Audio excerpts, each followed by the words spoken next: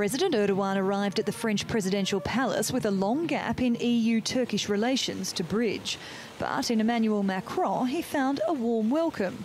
There was plenty of common ground, with both presidents strongly against Donald Trump's declaration of Jerusalem as the capital of Israel. The pair also spoke of the importance of ensuring the return of foreigners fighting alongside Daesh in Syria. Turkey, in cooperation with foreign intelligence agencies, says it's deported more than 5,000 Daesh fighters in recent years. But as the men emerged from a working lunch, the Turkish president expressed his frustration that half a century after starting the process of EU membership, his country is still no closer to joining.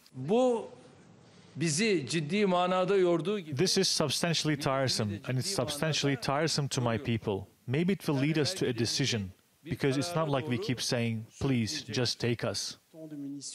Emmanuel Macron admitted a partnership with the EU rather than membership may be more realistic. With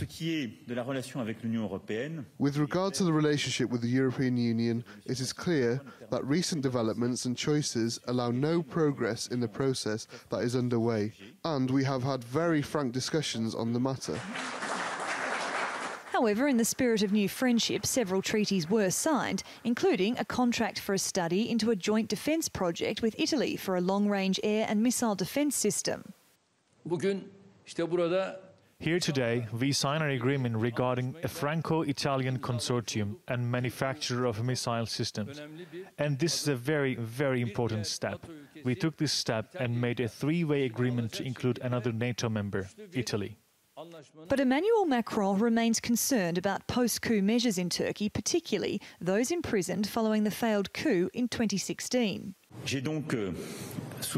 I brought up the case of Galatasaray University, which for me is a very worrying issue, given that there are teachers and students who are on trial. I mentioned the case of several NGO leaders and journalists in particular.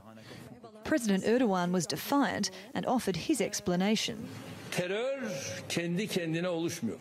Terror doesn't form by itself. There are so-called gardeners of terror. These gardeners are those people viewed as thinkers. They write in their newspapers, their columns, as if watering them. They are the ideologues that contribute to terrorism.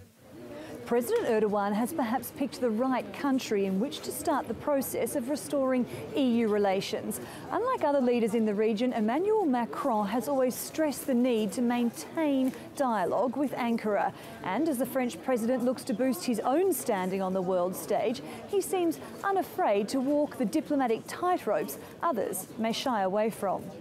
Sarah Morris, TRT World, Paris.